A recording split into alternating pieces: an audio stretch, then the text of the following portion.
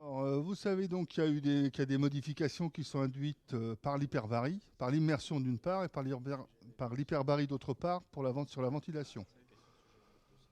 Donc vous avez ce genre de question qui est possible. En quoi les échanges gazeux sont-ils affectés par la respiration en hyperbarie? Vous développerez plus particulièrement les spécificités liées.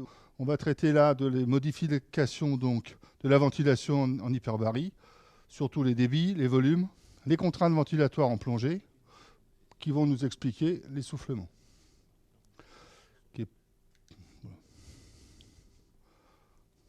Alors l'essoufflement en hyperbarie, en fait, c'est le résultat d'une désadaptation du rythme respiratoire. Il y a une désynchronisation. En fait, on est mal adapté à toutes ces contraintes ventilatoires qui sont inhabituelles, hein, du fait de l'augmentation de pression. C'est différent, c'est ça que je voulais vous dire, surtout, c'est différent en fait d'une intoxication au dioxyde de carbone. Au total, on se retrouve avec une augmentation du gaz carbonique dans le sang, mais ce n'est pas la même chose que si on en met dans la bouteille et qu'on respire ce gaz carbonique. Là, le gaz carbonique, il vient de chez nous. Alors, si on procède à une analyse dynamique de la ventilation, on va mesurer donc les débits par opposition à une analyse statique. On va mesurer que des volumes. Donc, pour avoir des débits, il faut une quantité sur un temps. On va donc mesurer la ventilation alvéolaire. Comme on disait ce matin, c'est le volume courant moins le volume mort que multiplie la fréquence respiratoire. D'accord jusque-là? On peut mesurer le débit expiratoire maximum à la première seconde. C'est facile, hein, on prend un truc, on souffle très fort autant qu'on peut et on mesure juste le débit pendant la première seconde. C'est ce qu'on appelle le VEMS et on le mesure donc lors d'une expiration active forcée. On peut aussi mesurer le débit expiratoire pendant une minute. Pareil, on fait respirer les gens dans un sac et on voit ce qu'ils expirent pendant une minute. Pas difficile à faire, surtout avec les appareils actuels.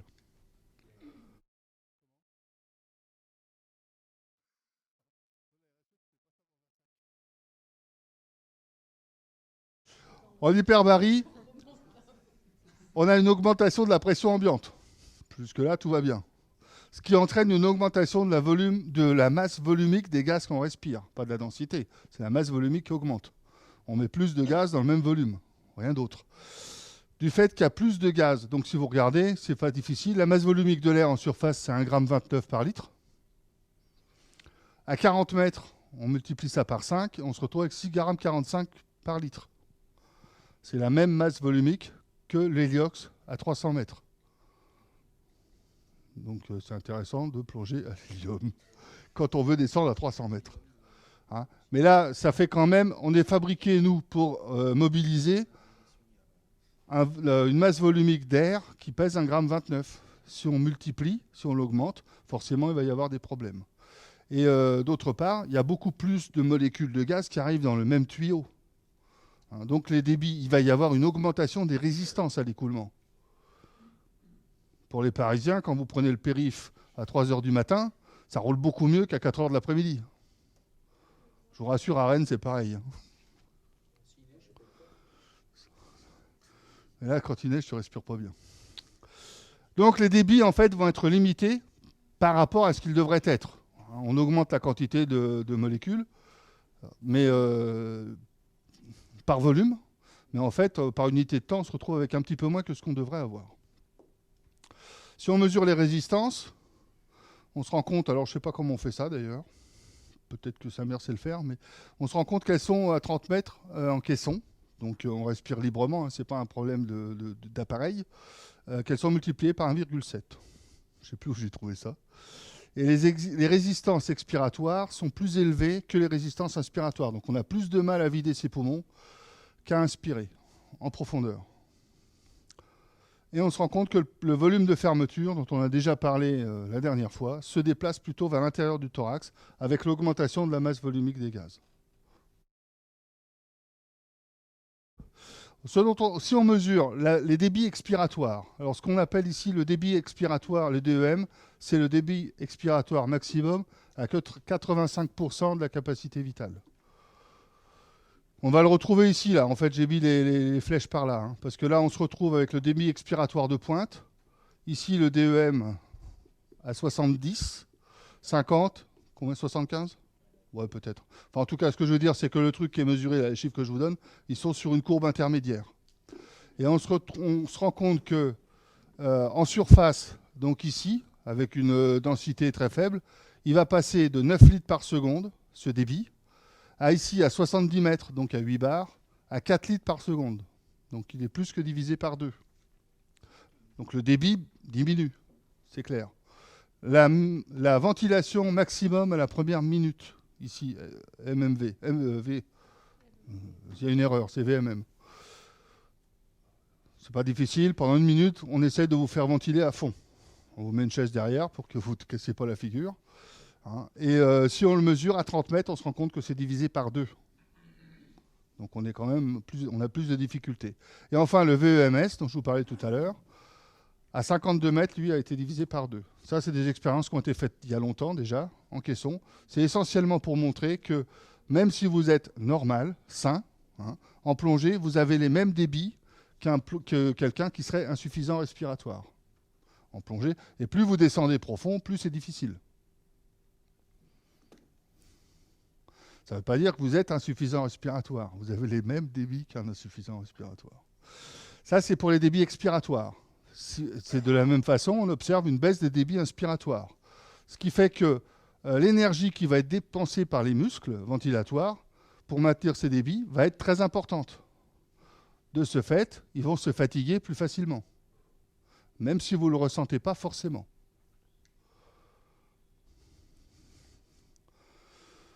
Ce qu'on peut retrouver ici, hein, c'est la même chose. Le travail ventilatoire, il augmente avec la profondeur. Ici, la ventilation, si je regarde, pour un mélange de densité à 1 gramme par litre, on se rend compte que le travail inspiratoire, qu'on mesure en kilos par minute, voilà, il augmente légèrement. Alors que dès qu'on augmente la densité, très rapidement, le travail ventilatoire est très important.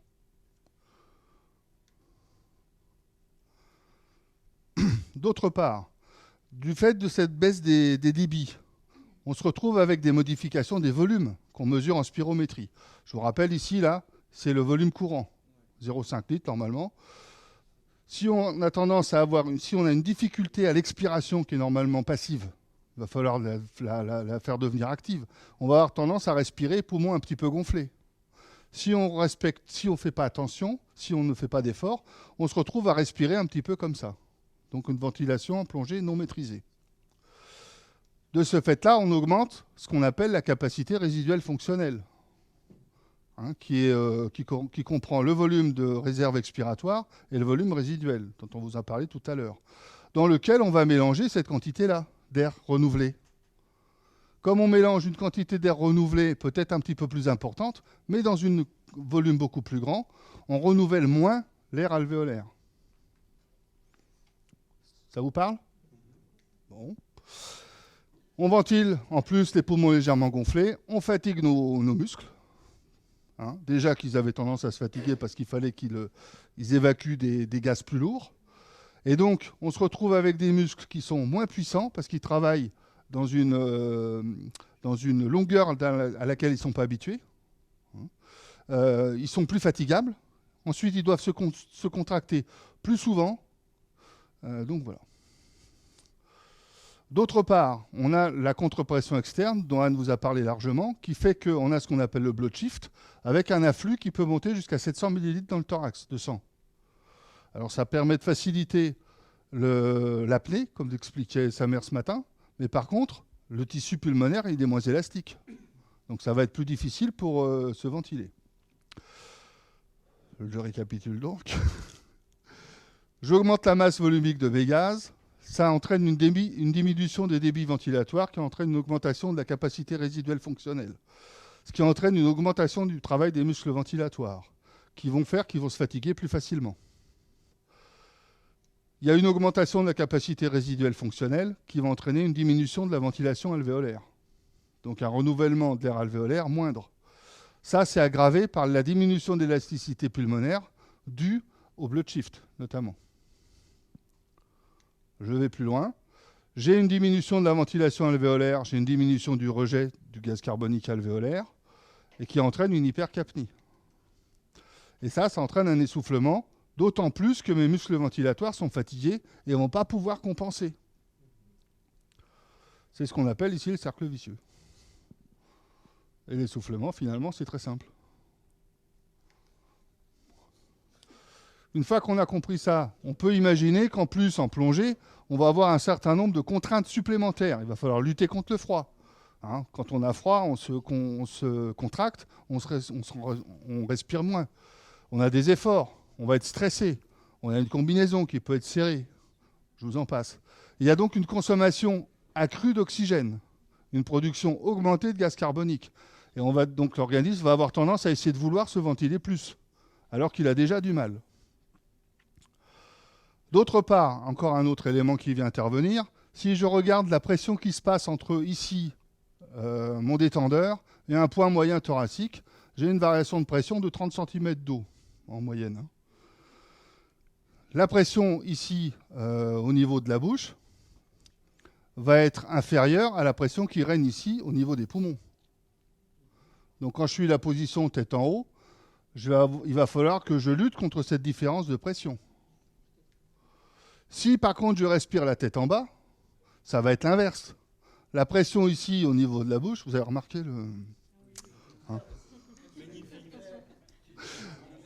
la pression au niveau de la bouche va être supérieure à la pression qui règne au niveau des poumons. Donc la pression, elle, va se faire en pression positive. Ce qui entraîne l'influence de la position de la tête. C'est peut-être pas primordial, mais juste ça joue. Hein, donc à votre niveau, c'est bien de le savoir. La tête en haut, l'inspiration est difficile, alors l'expiration va être facile.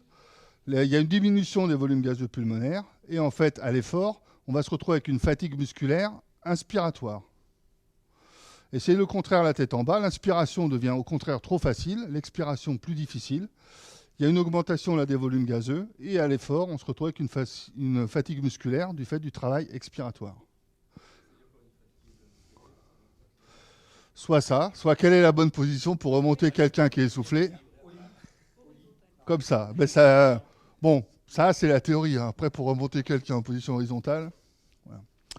D'autre part, en plongée scaphandre, on se retrouve dans un milieu qui est 800 fois plus dense que l'eau. Donc c'est plus compliqué. Les mouvements sont plus difficiles, c'est plus coûteux. Vous savez bien qu'on est beaucoup plus lent dans l'eau que dans l'air. Le matériel peut être encombrant. La combinaison peut gêner. Là, je vous ai sorti un exemple classique. Il n'y a rien en trop, là, pourtant. Vous imaginez bien que plonger comme ça, c'est pas facile. Hein, mais même dans des conditions calmes, il va falloir quand même s'adapter.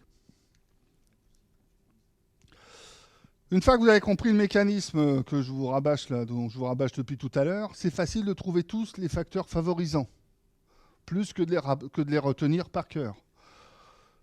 L'augmentation de la masse volumique des gaz, elle provient bien de l'augmentation de la profondeur.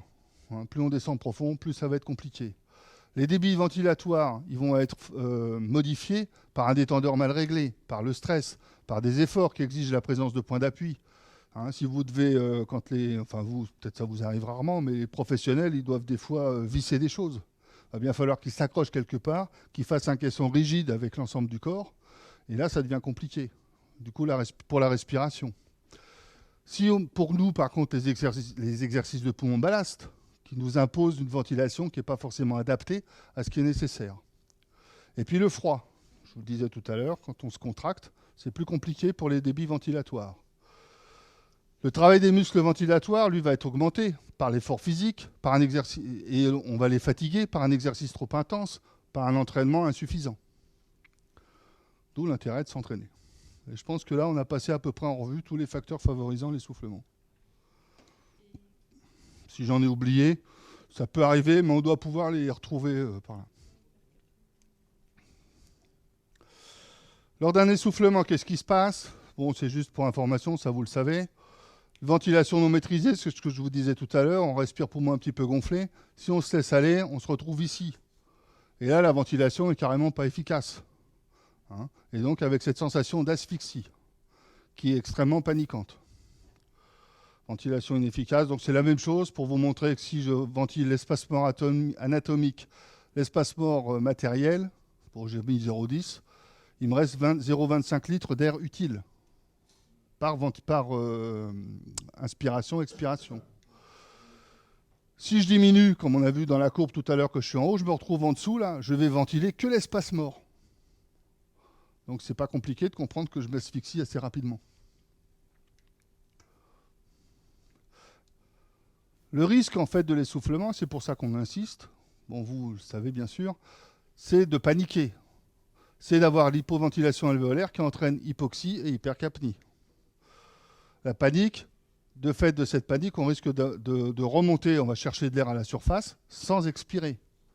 Donc vous avez un risque de surpression pulmonaire non négligeable. La panique avec l'inhalation d'eau peut entraîner la noyade. L'hypoxie, l'hypercapnie, Anne vient de vous en parler, l'augmentation de la toxicité de l'oxygène avec la crise convulsive peut entraîner une noyade. L'hypercapnie favorise la narcose, qui peut entraîner une noyade aussi. Les échanges gazeux perturbés peuvent favoriser en tout cas un accident de désaturation. Ça va jusque-là? Tout ça, c'est grave. Donc, l'essoufflement, il faut faire attention. Donc, qu'est-ce qu'il faut faire? Je passe. Il faut remonter la victime en la calmant, plutôt en position horizontale, mais là, je vous souhaite bon courage, en lui évitant tout effort, évidemment, et en se protégeant soi-même. Je ne sais pas si ça vous est déjà arrivé de remonter quelqu'un qui panique. Mais même comme ça, essoufflé et panique, il vous emmène en surface. Hein. Alors la question qui se pose, c'est est-ce qu'il faut lui bloquer les palmes pour le laisser au fond?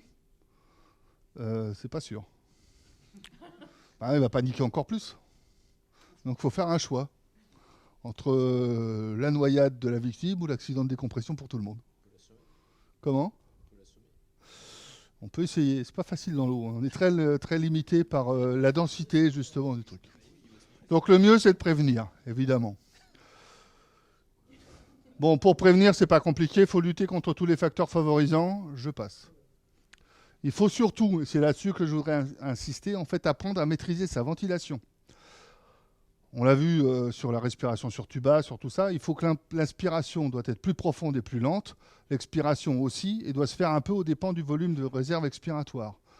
Il faut apprendre à vos plongeurs à respirer petit, hein, sur l'expiration en fait.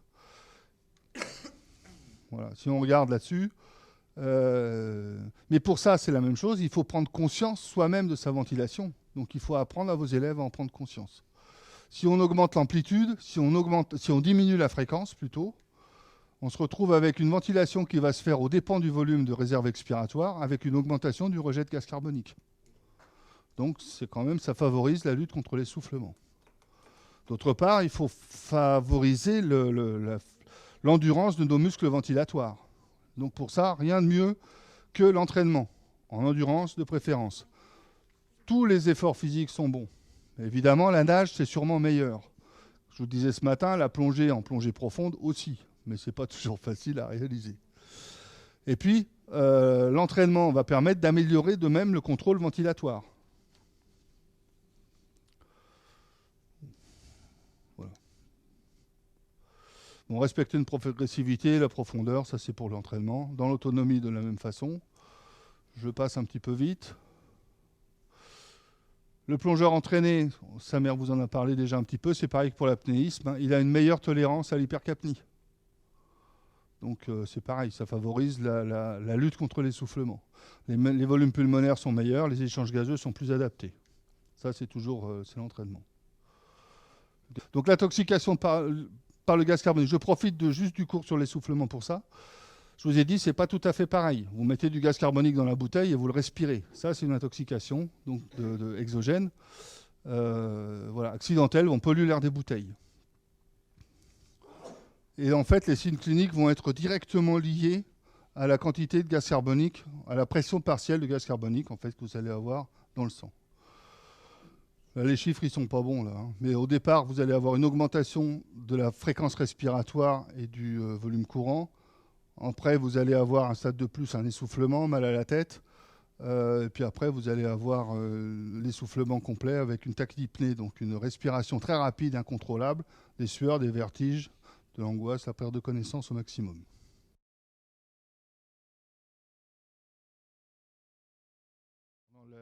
Pendant la plongée, du fait de l'augmentation de la pression intra-alvéolaire en oxygène, il y a une augmentation donc, des échanges d'oxygène, surtout du passage de l'alvéole vers le sang.